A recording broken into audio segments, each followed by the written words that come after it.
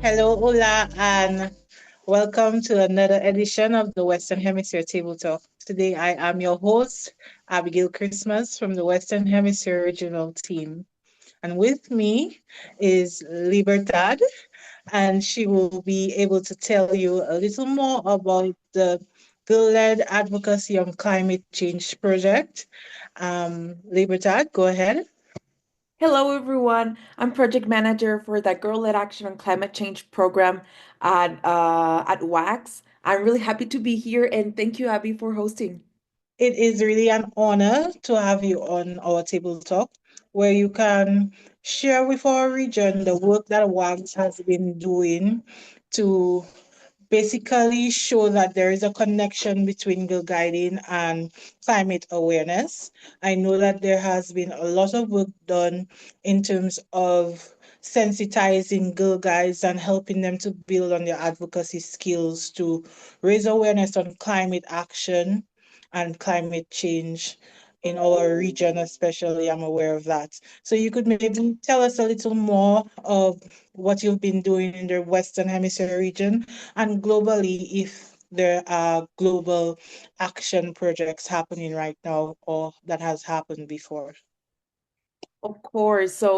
Uh, GLAC, which is how we call the program short, which is Girl-led Action on Climate Change, we call it GLAC, has been with WAX since 2021. It started originally in Africa in 2021. Then in 2022, it arrived to us, to the Western Hemisphere. And it was the first phase of the program. We had 9 countries participating. That was amazing. So we have 3 countries from the Caribbean. That was St. Lucia, Trinidad and Tobago, and Dominica, and then 6 other countries in Latin America. So we had Mexico, Nicaragua, Panama, Argentina, Brazil, and Chile, the ABC. And that was the first phase where we had 3 main elements. The first element, of course, was a program, which is a curriculum, which is accessible to everybody anytime in our website, at WAC's website, in resources. You can just type GLAC and you're going to find all the curriculums for 3 different groups of ages.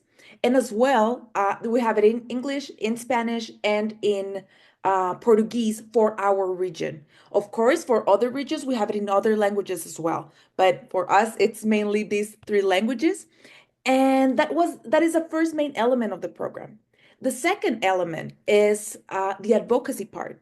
So once you do the program leads you to to do an invitation to do advocacy. To now that I'm aware on what's going on, what is climate change, it's an invitation of what am I doing, and that is our goal. That we are aware on what change is and what are we doing about it, and take action. And we can take actions in 2 different ways.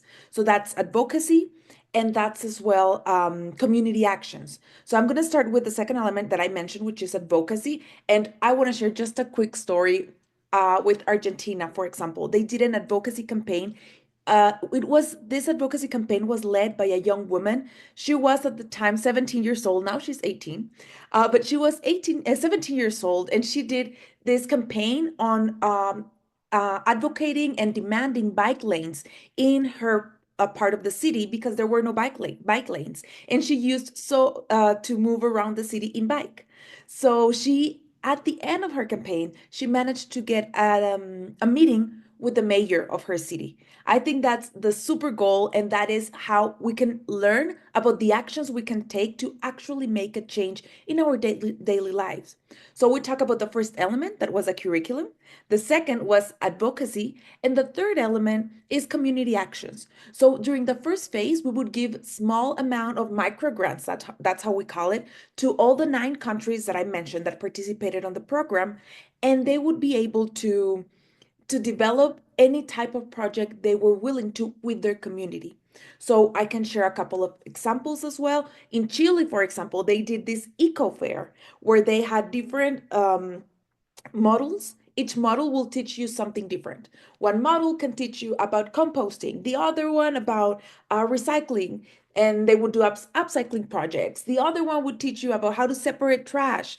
And then if you got a specific amount of stamps, you would be able to get a little plant at the end of the fair. So you would encourage the community to participate, to learn what you're learning as well. And that's just one type of example of what they did with these micro grants. Another one was in Mexico. They did this, I love that one. They worked in a shelter for girls. So it was a home for girls that had in disadvantaged situations. So what they would do is they would collect rain from water. Sorry, water from rain. So once they collected the water, they would use that water for their plants and the garden they had on the shelter. So those are the type of activities that our region has worked on with GLAC, with the three main pillars of the program. All of these sound so interesting, and I'm so happy that Girl Guides in our region are able to participate in such activities. I mean, it gives them an exposure to a different side of guiding, and it also helps them to contribute to, the major goal of sustainability in this world. It helps them to build that level of um, thinking that sustainability is something important that they need to work to achieve for a better world. I mean, they are our future after all. So you mentioned a few countries in our region that has participated, and I'm so sorry when you introduced yourself, I forgot to mention that you're from our region. So thank you so much for being from our region and trying to make such a big difference with our MOs and our Girl Guides, specifically in the Western Hemisphere region. You mentioned a few MOs that would have participated from the Caribbean, Latin America in our region. Um, but I would like you to tell me the process of a country participating. Is it that the country has to reach out via the WAG's website or to you to sign up, or is it that troops or maybe individual Girl Guides has to set up a sign-in or an application form to get involved in the project? So far we've had two phases with GLAC. During the first phase, you had to apply and nine MOs were selected based on their application. That was phase one. That was 2022 and 2023. December 2023, GLAC in Latin and in our region in Western Hemisphere, it was a wrap. And then at the middle of 2024, so that was around June 2024, we had the opportunity to have a second phase in our region, which is really exciting. And one of our goals during this phase was to open it to more MOs to participate, because at the end is we want to make sure to be as inclusive as possible. So we changed a little how MOs had to apply. What we did a ambassadors program. So we made an open call for all MOs from the Western Hemisphere, specifically, Latin America and the Caribbean, more specifically, and any leader or adult volunteer that is working currently with a specific unit or with a group could apply to become an ambassador. Doesn't matter your country as long as it is in Latin America or the Caribbean, and of course that your organization is part of WAX, is one of our member organizations, so you could apply. We had a very good response from many new and different countries, so that was really exciting. And some of them were in phase one, some of them weren't. But at the end, for this current phase, which is phase two, we have a total of 12 countries with because we had ambassadors from many places. And from those, in total, we have 30 ambassadors. They are doing an amazing job. And we have them from 12 different countries. We have Barbados, we have Trinidad as well from the previous phase.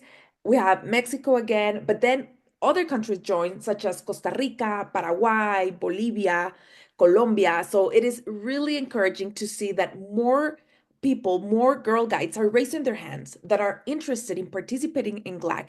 And as well, I think in our movement, talking about the climate, talking about what's going on right now in our lives, because sometimes we think it's far away, but each day we find out that it's closer than we think. So it is already here, and being aware of it and trying to learn what we can do, it's really important. And I can see that more people, like I remember when we first started the project in 2022, and now it's really different, the motivation that people have to participate. So the program is growing so much in our region because more people are interested, because we care and we are taking action. So I think that's the most encouraging part of it. It warmed my heart to hear you say that more and more people are becoming interested and motivated to take part in the project, because this is really something that is at our doorstep right now. I mean, climate change is around us. We can see the effects and the impact of climate change. So a project like GLAC is very important. And teaching the girl guides from their very young age, uh, the effects that climate change can have on the world that they live in is very important. Thank you so much for the work and you and the ambassadors are doing in the region for spreading awareness, taking action, however you may be um, helping to champion the cause. We are grateful. I am grateful for sure. You mentioned phases of the project, like there is a phase that started in 2024. How long does a phase last, and how long can someone be regarded as a Black ambassador? Is there like a year, 10 year or something like that? Okay, so the phase length depends on the sponsor. So for the first phase, the length was for 2 years. This time is for 1 year. However, and it's something that every month we have an ambassadors meeting. So all of us from different countries, we meet together, and I tell them like, yes, of course, we close our term of this second phase on May this year, on May 2025. However, we're gonna keep being ambassadors, and it's something we talk about. For example, Chile just starting a. They are motivated to do their national camp that it takes place in December 2025, and they want to do it specifically on GLAC. So right now like they're active ambassadors because each of them has leaders that they're training and groups that they are developing the program with. However, even though on May it's the official close term where they deliver final reports and results of their work the past year, so they were ambassadors for 1 year, um, they will still, I'm sure that most of them will keep working with the program. And it makes you fall in love. I mean, it's a beautiful program, and once you see that it works, that you see the girls engaged, I think that's the most valuable part. Thank you so much for that information. So you've told me about the phases and how people are involved right now in the project. The last phase started in 2024. Will there be a new phase after 2 years, or will there be one maybe starting this year?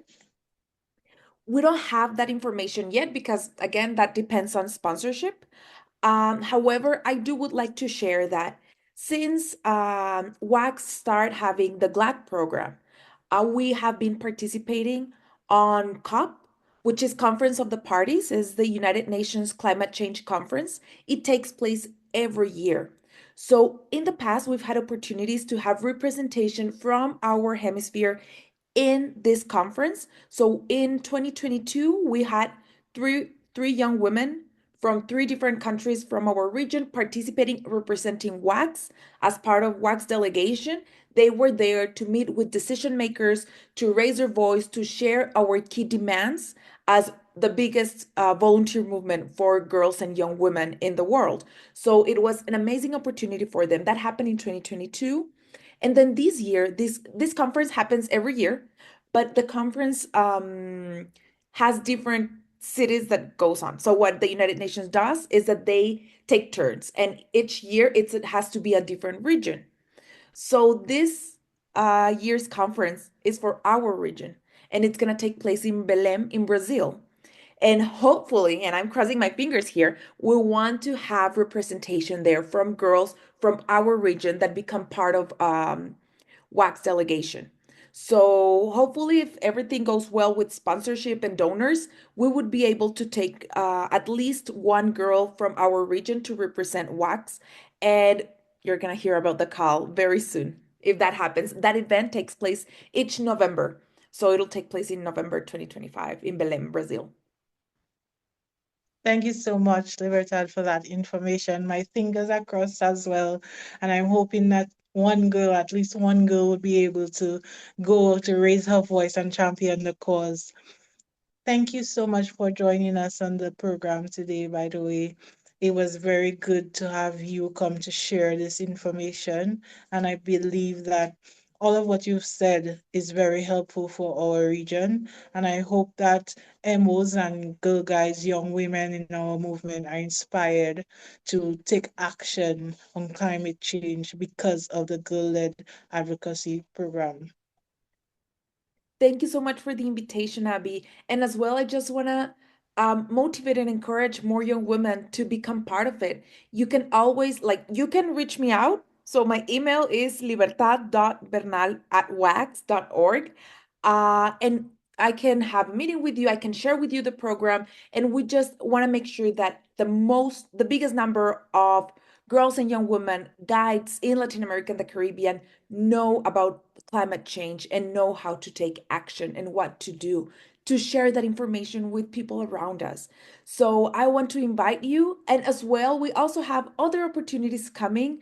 In May this year, we're going to have the Climate Action Summit. That's going to take place in the World Center of our region in Nuestra Cabaña.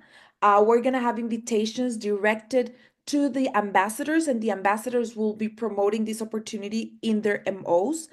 As well, we're having a meetup of young women that are participating in GLAC right now in our region for the World Thinking Day. That's going to take place on February the 23rd, next weekend.